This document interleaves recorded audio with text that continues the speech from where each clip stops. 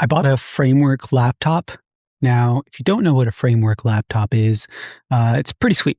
Basically, you can build your own laptop. It's really easy to just get in a mindset of like, you buy an iPhone and you use an iPhone and you kind of never question what you're doing or how you're interacting with these devices. I bought the framework laptop because I've been teaching myself Debian or Linux. If you're like me, I'm 36 years old and I've always heard Linux talked about, but I never actually knew what Linux really was, other than like they say, computers run on it everywhere. That didn't really mean much to me, but I started doing Try Hack Me in January of this year. So my current setup is I have a MacBook Pro laptop, and then I have a Windows PC I built during COVID times that I don't really use. I mainly built it to game with a buddy, but I'm not really a video game guy. So I wanted something else that I could install Linux on just to learn and get more comfortable with. So I bought a ThinkPad T480S from eBay, cheapest one I could find. And it was okay, but then I realized like if I actually want to use it more, I should probably get a computer that I actually like. So that's what led me to the framework. Now I could have, upgraded my ThinkPad. There's a lot of options out there, but what particularly drew me to the framework is its modularity. Is modularity a word? It's very modular and it embraces a lot of similar things, I guess, that you could say that Linux stands for, which is kind of like a DIY approach. Now, framework laptops aren't free like Linux, but they are upgradable and they are basically positioning themselves to do the best at making their work like more future proof. So the DIY edition that I got, the parts aren't soldered on the board. And if I want to swap out memory or upgrade parts in the future, I can do that. This laptop wasn't cheap. If I recall off the top of my head, it was like $1,800, but I plan to have this laptop for many years to come. And the ability to upgrade the laptop or swap out something in the future is really appealing. And it's like a higher upfront cost, but less over time cost. At least that's how I'm doing the math in my head. Now, the framework isn't my like daily driver because I have my MacBook and I'm super speedy using a Mac. Creating content with the Mac is just so much easier. Now, maybe one day that'll change as I become more comfortable with Linux, but for the time being, it's too easy and fast being on a Mac. But the framework is calling my name. But check out the, translucent. It's just a subtle pop, nothing loud.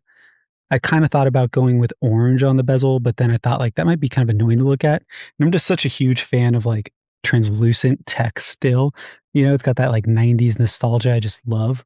So I installed Debian on it, which is, if you're not familiar, if you're like me just a few months ago, Debian is a distribution of Linux, completely free to download and not that hard to set up. I just needed to have a flash drive, got like a little SanDisk flash drive here, which basically put Debian on this flash drive from my MacBook and then plug that into my framework laptop. And all in all, I think after getting it delivered, I went right to work on setting it up.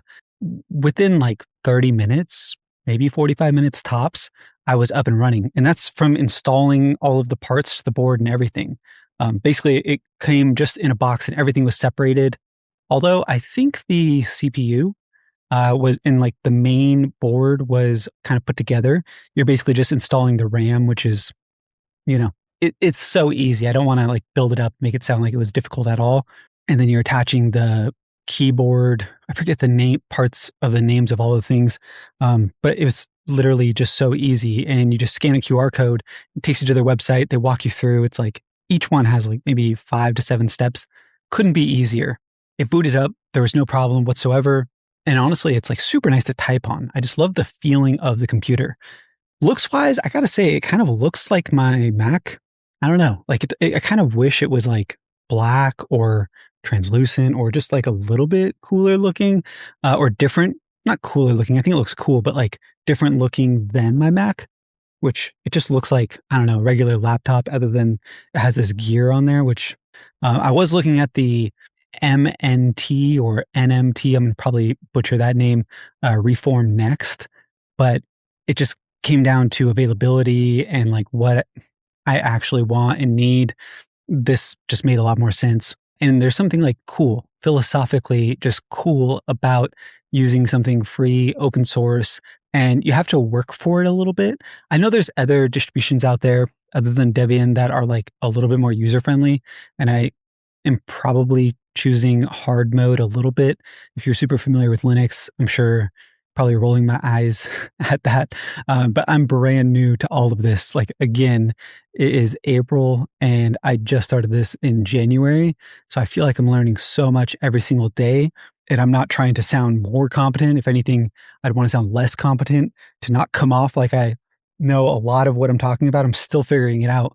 But just also diving in and getting this like fancy laptop is overkill for what I need. And I know I could have like just picked things up on the ThinkPad and it's not that serious, but I don't know. I think sometimes when I commit to a laptop like this, that's super nice, that is kind of a statement in many ways because it's not just like a laptop that comes pre-configured, like you have to pick out the parts and then you put it together and you really plan on having it for a while. There's something special about that. And that's why I thought Framework was for me.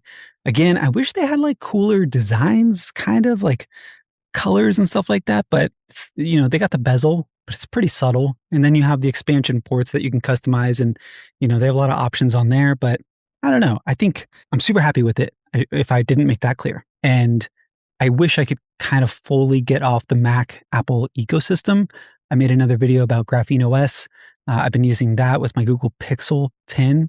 And so I just kind of thought that this was also in line with that in terms of like you buy the hardware and just a different relationship to the hardware that we're interacting with. And I don't spend a ton of time on my phone. Even though I'm making videos, I'm not like super consumed in social media, although I do love YouTube. I try to like really be mindful of the technology that I'm using. And it's kind of fun to change that and throw it all out the window. And using something like Linux has really made me feel like I'm learning computers again for the very first time, which is pretty fun when 36 years old, When it comes to the privacy angle of this laptop, I don't know much as far as like how private Debian is, but it's super minimal as far as like what comes pre-installed. And you have a lot of control over uninstalling apps and things like that. That's one of the things that drew me away from Windows is everything I just keep reading with Copilot and the different things they're integrating in there. It just, I don't know. Windows is kind of scary there. Apple, they're a huge company. Like they're going to bend and cooperate and do things that, I'm not always going to agree with. But then you have a company like Framework that's just responsible for making the laptop. Their whole philosophy is like the right to repair. Like you should be able to own and fix what you're buying